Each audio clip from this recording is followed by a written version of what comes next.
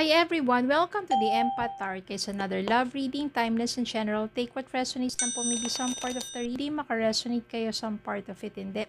Tingnan natin ngayon kung anong love connections, lessons in life, and guidance ang ating mapapatid sa reading na ito. Mga aral at gabay sa buhay, pag-ibig, anong love connections ito, love story, at mga aral at gabay. Tignan po natin ngayon ang mga mensahe. Spirit guide, send me messages. Anong love connections ito, lessons in life, and guidance ang nais yung ipabati sa amin. Mga aral at gabay sa buhay, pag-ibig. Meron na lumabas dito. Unahin muna natin itong mga to. Queen of Cups. Seven of Wands. Page of Pentacles. Six of Wands. Nine of Wands. Malakas ang energy ng Wands, mga fire sign. Five of Pentacles. Okay, so papakita ko na lang sa inyo. Yan. Five of Pentacles and Nine of Wands. So, maybe this is kind of relationship na kung saan meron kasi ditong Five of Pentacles. Ibig sabihin, naiwan kang walang-wala. Naubos ka. Financially, emotionally, physical health, naapektuhan. Yun, naubos ang iyong pera, emosyonal, sobrang pagod na pagod ka na. Sobrang lugmok ka. Napakababa ng spirit mo, napakababa ng moral mo. Walang-wala ka, ubos na ubos ka na. Maybe because you came from a relationship na kung saan maybe you are being manipulated. Kasi wala, nakuha lahat sa'yo eh. Kaya nang iniwan ka ng taong yon pagkatapos maubos ang lahat, walang natira sa'yo. Binigay mo kasi lahat-lahat. Binigay mo. Kaya sobrang hirap para sa'yo. Dumating yung time na dahil natuto ka sa pagkakamaling yon, hindi ka nakinig sa mga nagpapayo sa'yo, naging sunod-sunuran ka doon, namanipula ka. Nagising ka rin naman isang araw. At this time, yung mga natutunan mo, marunong ka na how to protect yourself, hindi ka na basta-basta sabihin nating mahuhulog agad yung loob mo sa panibagong taong darating sa'yo because you know how to guard yourself, to protect yourself from being used, from being hurt again. May mga pagkakataon dito, may mga opportunity for you to meet other person, pero dito kasi unti-unti ka palang bumabangon uli eh. Ang dami kasi nawala sa'yo eh. Diba nga, nalugmok ka nga ng husto, dito unti-unting nagkakaroon ka ng opportunity na iaangat muli ang sarili mo. Magpupursige ka. You will strive hard sa buhay mo in order for you to regain kung ano yung mga nawala sa'yo. And Queen of Cups, being someone whom is still loving, meron pa rin naman talagang puwang dyan sa puso mo para magmahal. You will find someone, you will meet someone na nandun siya para protektahan ka, para sabihin natin ipagmalaki ka, ipakilala ka sa mga kaibigan niya, sa pamilya niya, yung someone na tatanggap sa'yo at pakamamahalin ka. Na maybe this someone will lead into a next level of relationship. Yung masasabi mong committed sa'yo. Yung masasabi mong hindi ka ginamit lang. Hindi ka pinaglaruan lang.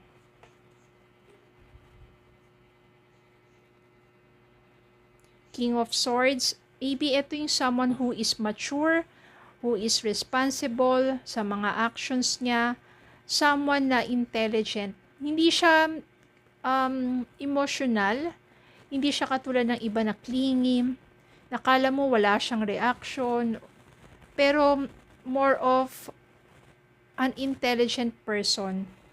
This one is coming into your life. Hinahanap niya ang ano niya sa'yo is yung kung paano ka magmahal, at ikaw rin naman matatagpuan mo sa kanya kung paano siya yung talagang tratuhin ka ng tama. Because this person is mature enough to handle a relationship. Meron din dito, ayan Ace of Swords. So talagang you will have more idea, your mind will be open with this person kasi makikilala mo siya ng husto na totoong tao siya para sa'yo. Page of Cups dito, unti-unting ito na nga, mahuhulog ang iyong kalooban or mabubuksan ang iyong puso at hindi mo mapipigilan yung damdamin mo. Kasi una dito sa 9 of Wands, pinipigilan mo yung damdamin mo because takot kang masaktan muli at takot kang magamit muli. Pero dito, mararamdaman mo sa taong to at magbubukas muli ang puso mo. Ace of Pentacles, yes, this is a sign or it signifies a new relationship na maaari maging stable. Isang relasyon na masasabi mong pang matagalan.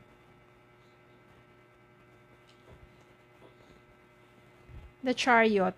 The Chariot signifies that na itong taong to, makakasama mo siya through ups and downs sa buhay mo. Hindi ka niya iiwan. Nandyan siya para sa'yo. The Lovers. The Lovers means siya yung merong deep, true love para sa'yo. Hierophant. Ito po, kinukuha ko lang yung mga ano dito yung mga cards from bottom of the deck kanina. The Hierophant means maaring maging next level nga ang inyong commitment and it will lead into marriage. At mangyayaring lahat yan because of the Hermit.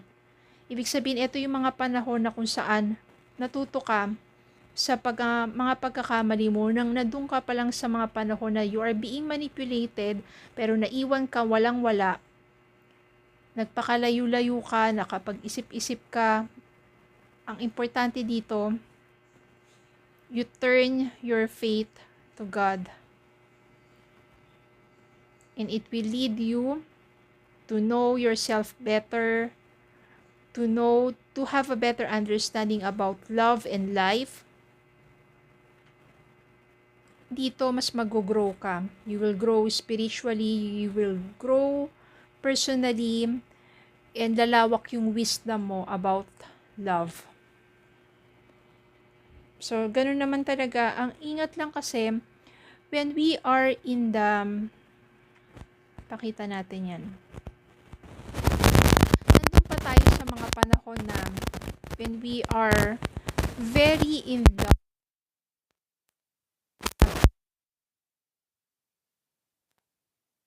ka lang nakatuon sa taong yon, doon ka lang nakikinig sa taong yon, you are being blindfolded. Siya lang ang pinakikinggan mo. Kasi, feeling mo talagang siya yung true love mo pero hindi mo nakikita na maaring sinasabi na ng ibang tao that you are being manipulated. Hawak ka na sa kamay niya, pinaiikot ka na niya. Kaya naman, nang nawala na yung taong yun sa buhay mo, tapos ka na niyang gamitin Wala na kasi siyang makuha sa'yo, nakuha na niya lahat. Ikaw naman, ubos na ubos ka. Bagsak.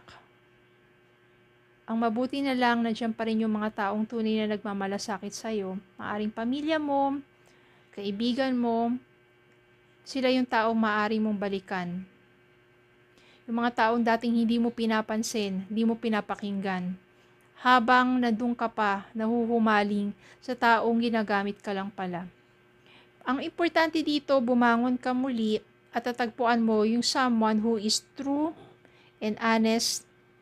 You will have an open and honest relationship and it will lead into, sabihin natin, ito na yung pangmatagalan. Siya na yung makakasama mo, your true love, your soulmate, your someone who will be there for you through ups and downs. Siya na yung tunay na para sa'yo. Lessons in life, love talaga is blind, di ba? But ang importante, kailangan marunong kang timbangin ang mga bagay-bagay at hindi mo tuluyang isarado ang iyong mga mata at ang iyong mga pandinig sa sasabihin ng iba. And magkaroon ka ng sarili mong judgment. Not from just your emotions, but also from your mind.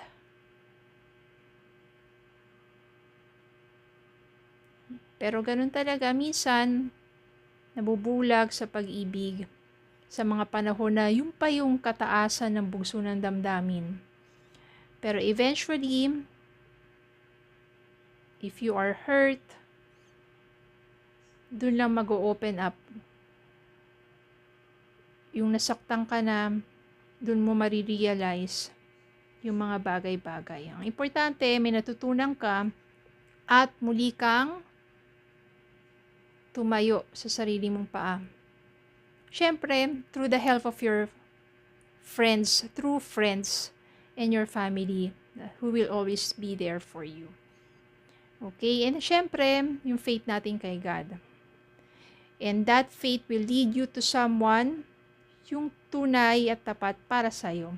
And you will have a happy relationship that may be for a long-lasting love na.